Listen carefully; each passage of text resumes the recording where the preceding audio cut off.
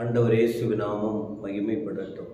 எனக்கு அன்பான தேவ ஜனங்களே, இந்த நாளிலும் உங்களோடு கூட ஒரு வார்த்தையை வைத்து வேத பாடமாக வேதத்தில் உள்ள வார்த்தையை கற்றுக்கொள்ளுவதற்கு இந்த ஒரு அன்பான நேரத்தை தேவன் தந்திருக்கிறார். அவருடைய நாமத்திற்கு ஸ்தோத்திரம். கடந்த நாட்களில் கொலோசையருக்கு எழுதின நிருபத்தில் நாம் நன்மைகளை மேலானவைகளை நாடினால் கீழான தீமையான காரியங்களை விட்டுவிட வேண்டும் என்கிற விஷயங்களை நாம் வசனத்தில் படித்தோம். குறிப்பாக இந்த நாளில் கொலோசையர் 3ஆம் அதிகாரம் 11ஆம் வசனத்தில் ஒரு சில காரியங்கள் இருக்கிறது. அவைகளை நாம் படித்து சில வார்த்தைகளை உங்களுக்கு குறிப்பிட விரும்புகிறேன். பிரியமானவர்களே, ஆண்டுடைய வார்த்தைகளை நாம் படிக்கும்போது ரொம்ப ஆழமாக சிந்திக்கணுங்கிற அவசியமே இல்லை. இருக்கிற வசனத்தை ஏற்கனவே பரிசுத்த ஆவியானவர் வேதாகமத்தில் அழகாக எழுதி வைத்திருக்கிறார். இந்த வசனங்களை வாசித்து அதை புரிந்து அதன்படி வாழ்ந்தாலே போதுமானது. இதற்கு ஒரு புதிய கண்டுபிடிப்பு அவசியம் இல்லை. இதில் என்ன சொல்லுகிறார் பாருங்களேன். 3ஆம் அதிகாரம் 11ஆம் வசனம். அதிலே கிரேக்கன் என்றும் இல்லை, யூதன் என்றும் இல்லை, விருத்த சேதனம் உள்ளவன் என்றும் விருத்த சேதனம் இல்லாதவன் என்றும் இல்லை, புறஜாதியார் என்றும் புற தேசத்தான் என்றும் இல்லை, அடிமை என்றும் சுயாதீனன் என்றும் இல்லை, கிறிஸ்துவே எல்லாரிலும் எல்லாமுமாய் இருக்கிறார். இப்போ இன்றைக்கு உங்களுக்கு சொல்லப்படுகிற வார்த்தை என்ன? வேதத்தில் அல்லது ஆண்டவருக்குள் வித்தியாசம் இல்லை, பட்சபாதம் இல்லை. மனிதர்களுக்குள்ளே இது காணப்படுகிறது, தேசத்தில் இது காணப்படுகிறது, அநேக குடும்பங்களில் இவைகள் காணப்படுகிறது. ஆனால் ஆண்டவர் இயேசுவை தெய்வமாய் ஏற்றுக்கொண்டு வாழ்கிற மக்களுக்கு இந்த தன்மை இல்லை. வித்தியாசமான பார்வை கூடாது, வித்தியாசமான பேச்சு இருக்கக்கூடாது, வித்தியாசமான திட்டங்கள் இருக்கக்கூடாது, வித்தியாசமான பிரிவினை உண்டாக்கும் காரியங்கள் இருக்கக்கூடாது, ஐக்கியப்படுத்தும் காரியம், அன்பை உறுதிப்படுத்தும் காரியம், அநேகரை நல்வழியில் காட்டக்கூடிய அந்த காரியத்திற்கு தான் தங்கள் முக்கியத்துவத்தை கொடுக்க வேண்டும் என்று நாம் பார்க்கிறோம். கிறிஸ்துவை ஏற்றுக்கொண்டவர்கள் கடந்த நாட்களில் பார்த்தோம் பாருங்கள். கோபம், மூர்க்கம், பொறாமை, வாயில் பிறக்காத தூஷணம், வம்பு வார்த்தைகள் இவைகளை விட்டுவிட்டு, பொய் சொல்லுவதை விட்டுவிட்டு, பழைய மனுஷனை களைந்துவிட்டு புதிய மனுஷனை தரித்து கொண்ட இந்த புதிய வாழ்க்கைக்கு நேராய் தங்கள் வாழ்க்கையை அர்ப்பணித்ததான மனிதர்கள் வாழ்க்கையில் இருக்க வேண்டியது கிறிஸ்துதான் எங்களுக்கு எல்லாமே. கர்த்தராகிய இயேசு கிறிஸ்துதான் எங்களுக்கு எல்லாம் என்று சொல்லுகிற அளவுக்கு நம்பிக்கை வந்துவிட வேண்டும், தெளிவு பெற்றுவிட வேண்டும் என்று இங்கே நாம் பார்க்கிறோம். கிரேக்கன், யூதன். கிரேக்கர், அது அந்த கிரேக்க ராஜ்யம் இருந்தது, கிரேக்க பாஷை இருந்தது. இவர்கள் ஞானத்தை தேடுகிறவர்கள். யூதர்கள், இவர்கள் எபிரேய மொழியை சார்ந்தவர்கள். இவர்கள் கிறிஸ்துவை புறக்கணித்தவர்கள். பழைய ஏற்பாட்டு நியாயப்பிரமாணத்தை கை கொண்டவர்கள் என்று பார்க்கிறோம். ஆனால் இங்கே என்ன விளக்கி கொடுக்கிறார்? கிரேக்கன் என்றும் யூதன் என்றும் இல்லை. கிரேக்க தத்துவம் வேறு, யூத கலாச்சாரம் வேறு. ஆனால் அப்போஸ்தலனாகிய பவுல் கிறிஸ்துவை உள்ளத்தில் ஏற்றுக்கொண்ட பின்பு, கிறிஸ்துவை தெய்வமாய் அறிந்த பின்பு இந்த கலாச்சாரத்தில் மாற்றம் உண்டாக வேண்டும் என்று சொல்லுகிறார். ரோமருக்கு எழுதின நிருபம் 10ஆம் அதிகாரம் 13ஆம் வசனத்தில் இப்படியாய் சொல்லப்பட்டிருக்கிறது பாருங்கள். யூதன் என்றும் கிரேக்கன் என்றும் வித்தியாசமே இல்லை, வித்தியாசம் கூடாது. எல்லாருக்கும் கர்த்தரானவர், தம்மை தொழுது கொள்ளுகிற யாவருக்கும் ஐஸ்வர்ய சம்பன்னராய் இருக்கிறார். கிரேக்கன் என்கிற வித்தியாசம், யூதன் என்கிற வித்தியாசம் கூடாது. மொழி காரியமாய் இருக்கட்டும், ஜாதி காரியமாய் இருக்கட்டும், சமத்துவ மனநிலை. ஒரு நல்ல நோக்கத்தோடு போகிறவர்களுக்கு ஜாதியை முக்கியப்படுத்தி, மொழிகளை முக்கியப்படுத்தி போவது நல்லது அல்ல.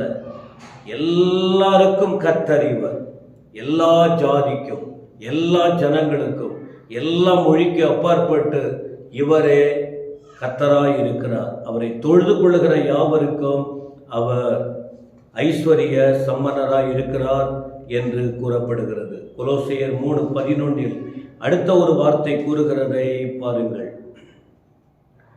விருத்த சேதனம் உள்ளவர் என்றும் விருத்த சேதனம் இல்லாதவர் என்றும் இல்லை. விருத்த சேதனம் உள்ளவர்கள் யார்? இது இன்றைக்கும் ஒரு பிரிவினர் நம்ம கலாச்சாரத்தில் செய்து கொண்டிருக்கிறார்கள். ஆனால் யூதர்கள் இன்று வரைக்கும் இவைகளை கடைபிடித்து வருகிறார்கள்.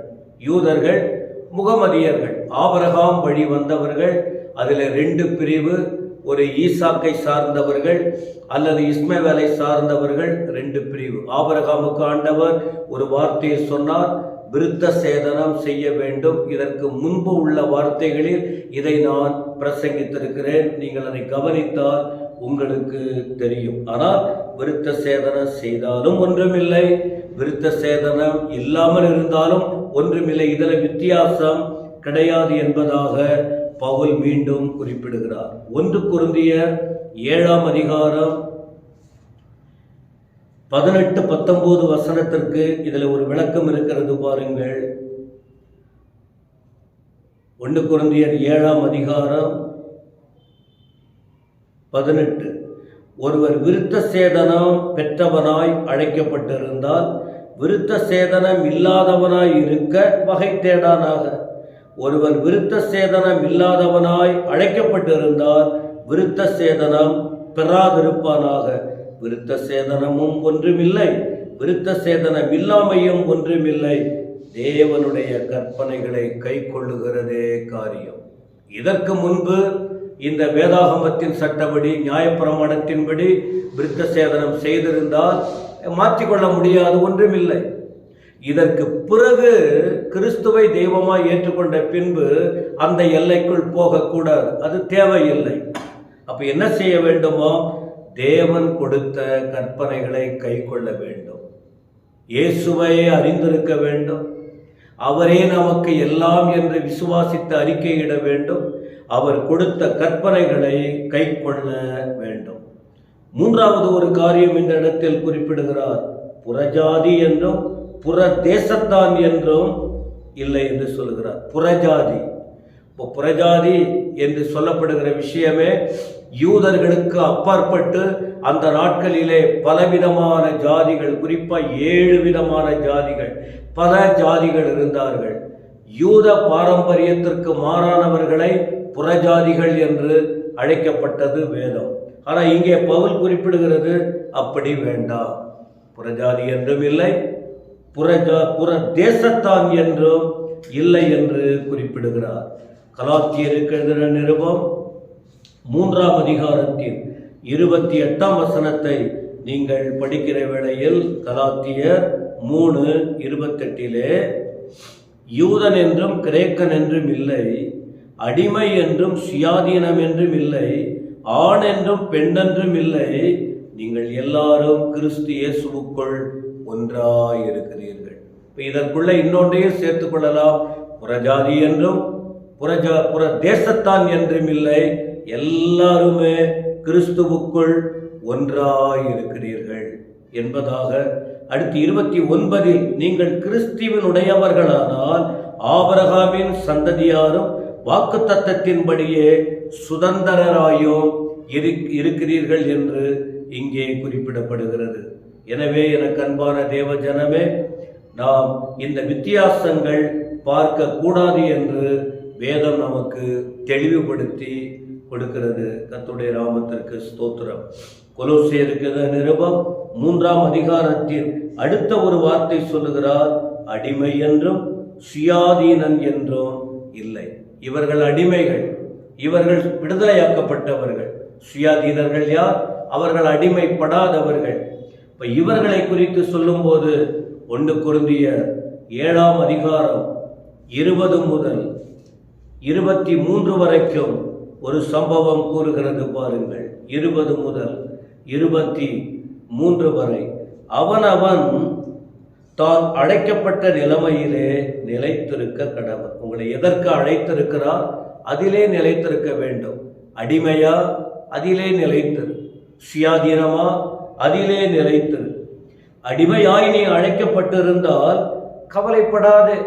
நீ ஒரு அடிமையான வாழ்க்கை வாழ்வதற்கு அழைக்கப்பட்டிருந்தால் அதை குறித்து நீ கவலைப்பட வேண்டாம்.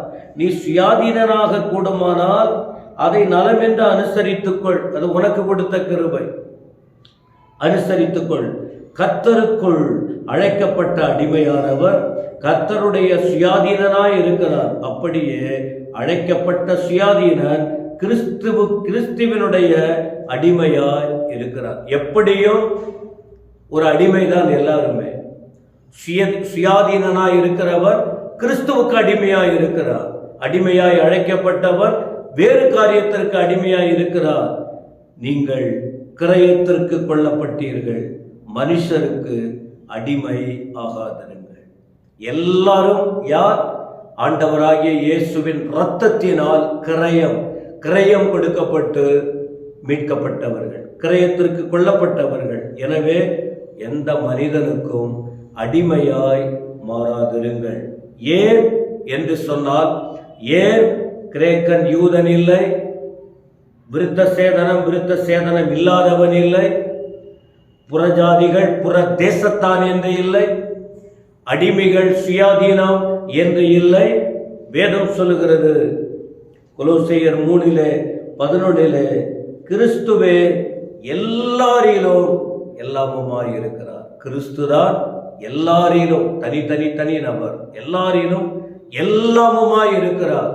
அவர்தான் எல்லாவற்றையும் படைத்தவர், அவர்தான் உலக ரட்சகர், அவர்தான் எல்லாரையும் நேசிக்கிறவர், அவர்தான். அவருடைய எல்லைக்குள் வந்துவிட்டால் இந்த வித்தியாசங்கள் மாறிவிடும், பட்சபாதங்கள் மாறிவிடும், ஜாதி பிரிவுகள் மாறிவிடும், எல்லாம் மாறும். கிறிஸ்துவே எங்களுக்கு தலையாய் இருக்கிறார், நாங்கள் அவருடைய அவயவங்களாய் இருக்கிறோம் என்று சொல்லுகிற அளவுக்கு மாறிவிட முடியும். எபேசியர் 1ஆம் அதிகாரம் 21ஆம் வசனம் இப்படியாய் குறிப்பிடுகிறது. எபேசியர் 1ஆம் அதிகாரம் 23ஆம் வசனம், எல்லாவற்றையும் எல்லாவற்றாலும் நிரப்புகிறவருடைய, பாருங்கள், எல்லாவற்றிலும் எல்லாமுமாய் இருக்கிறார். இங்கே பவுல் குறிப்பிடுகிற இன்னொரு வார்த்தை, எல்லாவற்றையும் எல்லாவற்றாலும் நிரப்புகிறவருடைய நிறைவாகிய சரீரமான சபைக்கு அவர் எல்லாவற்றுக்கும் மேலாக தலையாக தந்தருளினார். எல்லாமே அவர்தான் தலையாக தந்தருளினார். அதனால்தான் நான் சொன்னேன், அவர் தலையாய் இருக்கிறார், நாம் அவருடைய அவயவங்களாய் இருக்கிறோம். எனவே தலை முதல் கால் வரைக்கும் அந்த அவயவங்களில் வித்தியாசங்கள் இருந்தாலும் அது கிறிஸ்துவையே, அந்த உடலை சார்ந்திருப்பதை போல கிறிஸ்துவை அறிந்தவர்கள் எந்த வித்தியாசத்துக்கும் இடம் கொடுக்காமல் கிறிஸ்துவையே சார்ந்து வாழ வேண்டும் என்பதை புரிந்து கொள்ள வேண்டும். கொலோசையர் 1ஆம் அதிகாரம் 18ஆம் வசனத்திலோ இந்த வார்த்தைகளை குறிப்பிடுகிறார். அவர் எல்லாவற்றிற்கும் முந்தினவர், எல்லாம் அவருக்குள் நிலைத்திருக்கிறது, அவரே சபையாகிய சரீரத்திற்கு தலையானவர், எல்லாவற்றிலும் முதல்வராய் இருக்கும்படி அவரே ஆதியும் மரித்தோரிலிருந்து எழுந்த முதற்பேருமானவர். இந்த வார்த்தைகளை கேட்கிற அருமையானவர்களே, இன்னைக்கு ஆண்டவர் நமக்கு சொல்லிக் கொடுக்கிற வார்த்தை என்ன? நமக்குள் வித்தியாசம் பார்க்கக்கூடாது. உயர்ந்தவர், தாழ்ந்தவர், ஆண்கள், பெண்கள், அந்த ஜாதி, இந்த ஜாதி, இவர் படித்தவர், இவர் படிக்காதவர், அவர் ஏழை, இவர் பணக்காரர், அவர் அழகு, இவர்கள் அழகு இல்லாதவர் போன்ற எந்த வித்தியாசமும் பார்க்காமல் எங்களுக்கு இயேசுவே தலை, நாங்கள் அவருடைய அங்கத்தினர், அவர் எங்களுக்கு தலையாய் இருக்கிறார், நாங்கள் அவருடைய அங்கமாய் இருக்கிறோம், எங்களுக்கு எல்லாமே அவர்தான், எங்களுக்குள் எந்த விதமான வித்தியாசம் இல்லை, பார்க்க கூடாது என்ற உணர்வோடு ஆண்டவருக்கு ஒப்பு கொடுக்கும் போது இந்த வித்தியாசத்தின் மேன்மையை கண்டுகொள்ள முடியும். அதனால் வருகிற ஆசீர்வாதங்களை பெற்றுக்கொள்ள முடியும். இந்த வார்த்தைகளை கேட்டுக்கொண்டிருக்கிற அருமை சகோதர சகோதரிகளே, உங்கள் குடும்பத்தில் உங்கள் சகல காரியத்திலும் இன்னும் வித்தியாசத்தை உள்ளத்தில் வைத்திருக்கிறீர்களா? அதை அகற்றி விடுங்கள். உங்கள் வாழ்க்கையில் கிறிஸ்துதான் முதன்மையாய் இருக்க வேண்டும். பட்சபாதம் கூடாது, வித்தியாசமான மனப்பான்மை கூடாது. கிறிஸ்துவை முக்கியப்படுத்துங்கள். அவர் உங்கள் வாழ்க்கையை பொறுப்படுப்பார். கர்த்தர் உங்களை ஆசீர்வதிப்பார். இந்த வார்த்தையை கேட்ட ஒவ்வொருவரையும் தேவரீர் ஆசீர்வதியும். கரத்தை நீட்டும்படி வேண்டுகிறோம். வசனத்தில் வளரட்டும், வசனங்களை மனப்பாடம் பண்ணட்டும், வசனத்தை உள்ளத்தில் ஏற்றுக்கொள்ளட்டும், உமக்காக வாழட்டும். ஆண்டவர் வருகை சீக்கிரமாய் இருக்கிறது. அந்த வருகையில் செல்லுவதற்கு இந்த உபதேசங்கள் ஒரு காரணமாய் இருக்கட்டும். ஆண்டவரே, நீங்கள் கிரியை செய்யும். உமக்கே மகிமை. இயேசு கிறிஸ்துவின் நாமத்தில் ஜெபங்கேடும் நல்ல பிதாவே, ஆமென்.